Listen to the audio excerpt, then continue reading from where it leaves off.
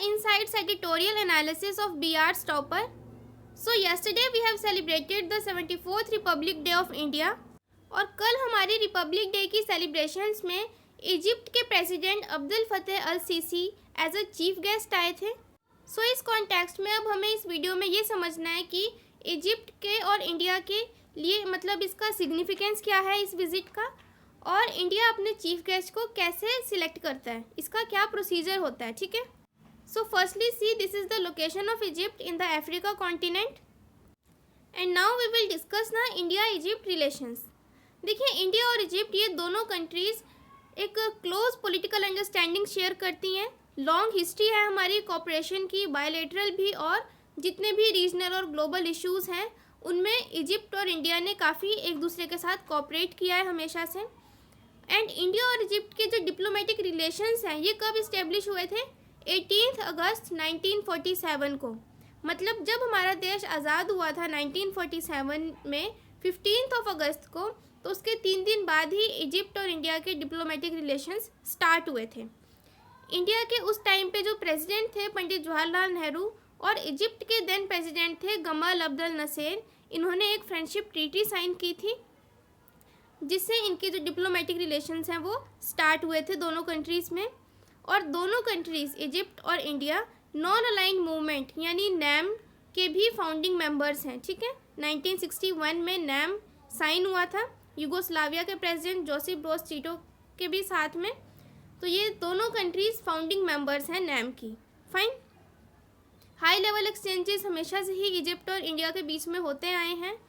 और जब 2016 में इजिप्ट के प्रेसिडेंट ने विज़िट किया था पहले भी, तब भी काफ़ी इम्पॉर्टेंट 3 पिलर्स पे उन्होंने डिस्कशंस की थी, जैसे political security cooperation, economic engagement, scientific collaboration और कल्चर एंड पीपल टाइज़. इन सब के बारे में उन्होंने पार्टनरशिप के लिए एक न्यू एरा इस्टेब्लिश करने का, अपनी फ्रेंडशिप के बारे में ये सारा कुछ उन्होंने उस टाइम पे डिस्कस किया था कि अपनी फ्रेंडशिप को हमें और आगे लेके जाना है.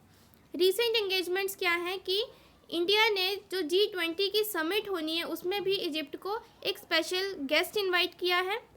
प्लस जैसलमेर में अभी रिसेंटली ही इंडियन आर्मी और इजिप्शियन आर्मी इन दोनों के बीच में एक एक्सरसाइज भी कंडक्ट की गई है जिसका नाम है एक्सरसाइज साइक्लोन 1.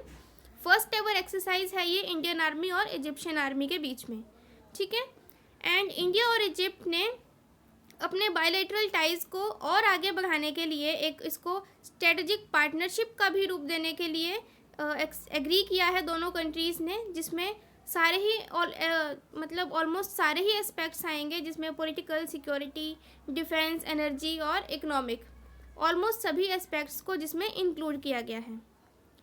अब ये जो रिलेशंस हैं बायलैटरल, इसमें ट्रेड का क्या स्टेट है? तो देखो, इजिप्ट इंडिया का मोस्ट इम्पॉर्टेंट एक ट्रेडिंग पार्टनर है ट्रेडिशनली, मतलब काफ़ी पहले से इंडिया और इजिप्ट के बीच में ट्रेड होता आया है. एंड पास्ट 10 ईयर्स में ये काफ़ी इंक्रीज़ हुआ है. 2021 to 22 का जो फाइनेंशियल ईयर है उसमें $26 बिलियन का ट्रेड इंडिया और इजिप्ट के बीच में हुआ था. अदर एरियाज ऑफ कोऑपरेशन क्या है?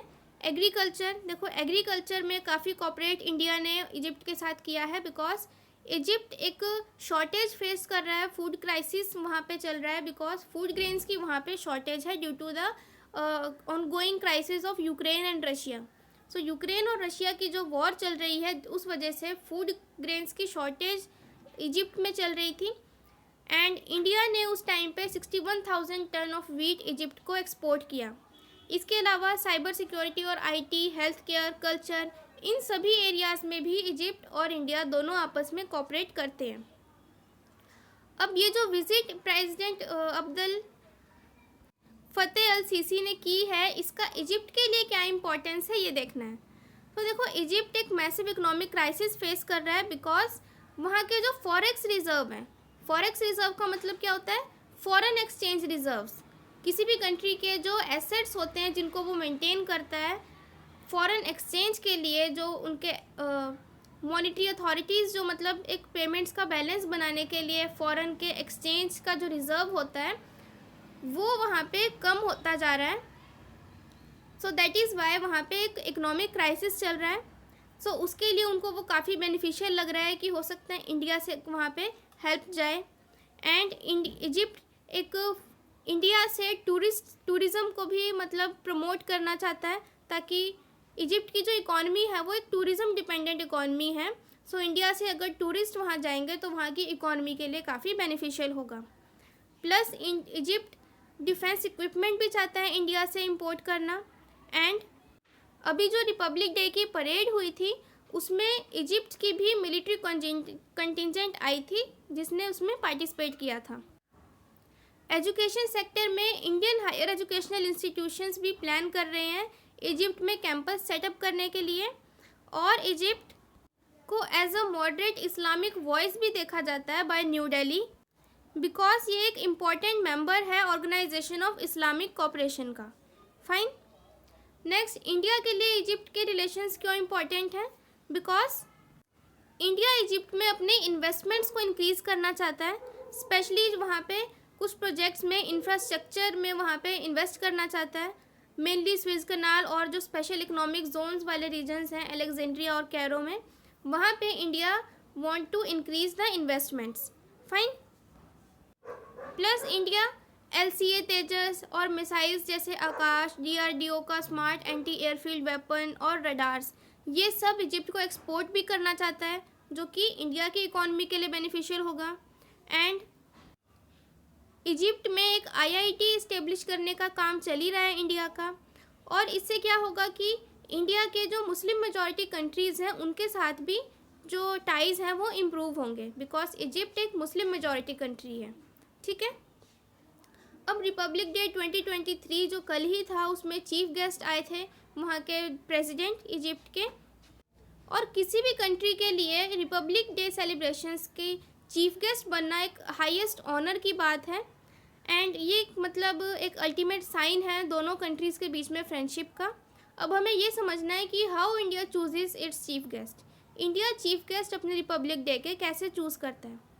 देखिए, ये जो प्रोसेस है ये बहुत लंबा प्रोसेस है, जो कि एडवांस में 6 मंथ्स पहले से स्टार्ट हो जाता है, जिसमें बहुत सारी चीज़ों को कंसीडर किया जाता है, political, commercial, military, economic interest, ये सभी इंडिया के पर्सपेक्टिव से देखे जाते हैं।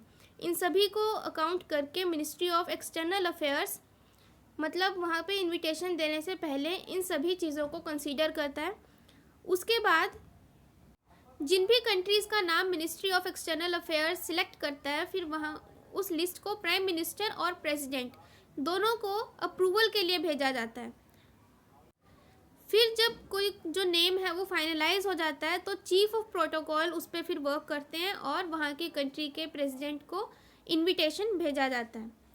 इजिप्ट को जो इस बार इनवाइट किया गया है, इसका एक कारण ये भी है कि नैम को जो फाइंडिंग मेंबर्स हैं उनका एक मतलब नैम को इंडिया ने इजिप्ट के साथ मिलके फाउंड किया था। दैट इज़ वाई इसको कंसीडर करते हुए इस बार इजिप्ट के प्रेसिडेंट को इनवाइट किया गया for the Republic day celebrations in India 2023। ठीक है।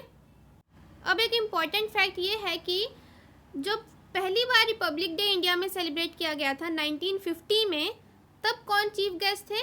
तब इंडोनेशिया के जो प्रेसिडेंट थे उस टाइम पे सुकार्नो, वो हमारे chief guest as a chief guest India आए थे। एंड ये भी one of the founding members हैं नैम के। और जो 5 फाउंडिंग मेंबर्स हैं नैम के वो कौन कौन हैं? सबसे पहले तो Pandit Jawaharlal Nehru, the then prime minister of India. इनके अलावा घाना के वामे नुक्रुमह और अडेल नसेर इजिप्ट के, अब्दुल नसेर इंडोनेशिया के अहमद सुकार्नो और यूगोस्लाविया के जोसेफ ब्रोज टिटो। तो इजिप्ट, घाना, इंडिया, इंडोनेशिया और यूगोस्लाविया ये 5 फाउंडिंग कंट्रीज़ हैं नैम की, non aligned movement. Fine. Now here is a question for you. Egypt is known as the Nile of dash. इसका answer आपको comment section में करना है। ये एक रिवर का नेम है कि इजिप्ट को किसका गिफ्ट कहा जाता है। ठीक है, तो आप कमेंट सेक्शन में इसका आंसर करिए। आई होप कि you all know this answer. So अगर आपको वीडियो अच्छी लगी है तो please like the video, share with your friends and subscribe to the B Arts Topper. Thank you so much.